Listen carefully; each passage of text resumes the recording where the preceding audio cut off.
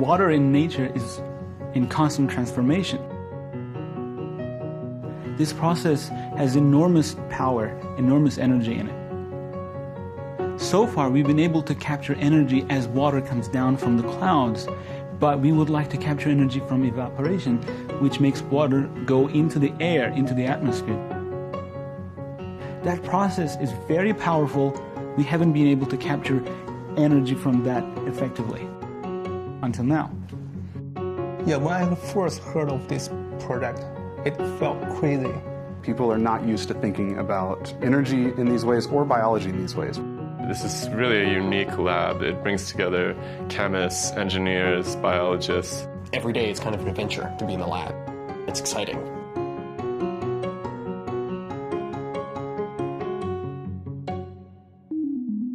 When I met Oscar, he told me about this property he discovered in spores, even though they're known for being just dormant, staying-put biological species. Bacterial spores typically exist in dry places.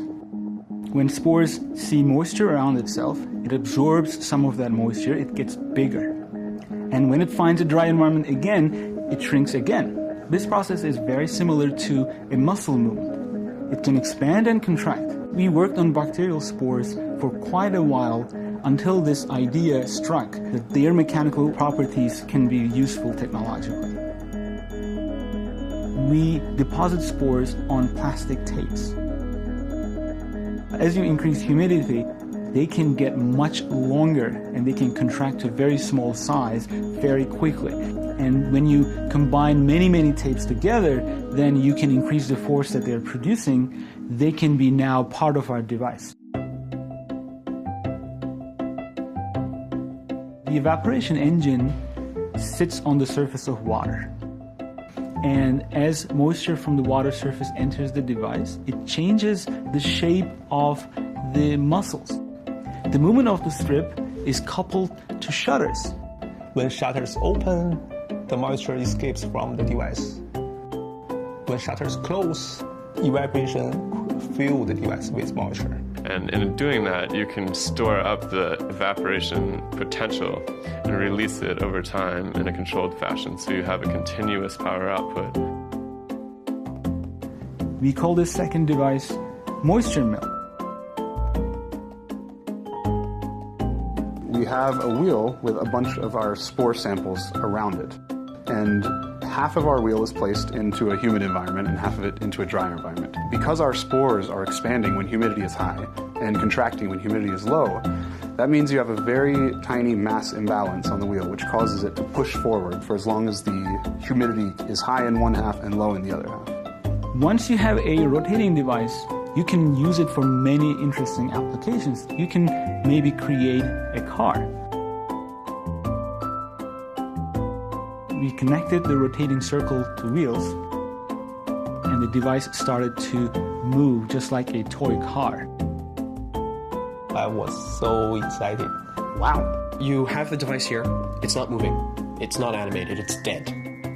And then you feed it some water, and within seconds it comes to life, it starts to animate. You can do your physics calculations, but when you actually see it turning, it's a completely different thing. There's an invisible power that is going through it. It's magical. For me, what this project has done is opened up a whole new way of thinking about biology. You can take this in so many different directions and you can come up with so many different ideas. We imagine this technology could be extended to off-the-grid applications away from society where one might not have access to the typical electrical infrastructure. It can integrate into products. You can have sport wear that will dynamically respond to if you're sweating or not. We can make a robot move its arms based on a pool of water that's standing above. Prosthetics. Batteries. You can connect it to a generator. Evaporation is so special because it is everywhere. We have 70% of the Earth's surface covered in water, and every single surface is evaporating away into the air. Our technology can also save lots of water because when we put device on the top of water, it will slow down the evaporation rate. Our energy future is not certain. Our water future is not certain. Evaporation can nicely solve these two problems at once. Evaporation can save water and produce power at the same time. So we created these devices to show what might be possible. but we certainly hope that it can inspire others to develop completely different technologies, completely different applications that we couldn't imagine, and it could be a killer application somewhere else. That would be really exciting.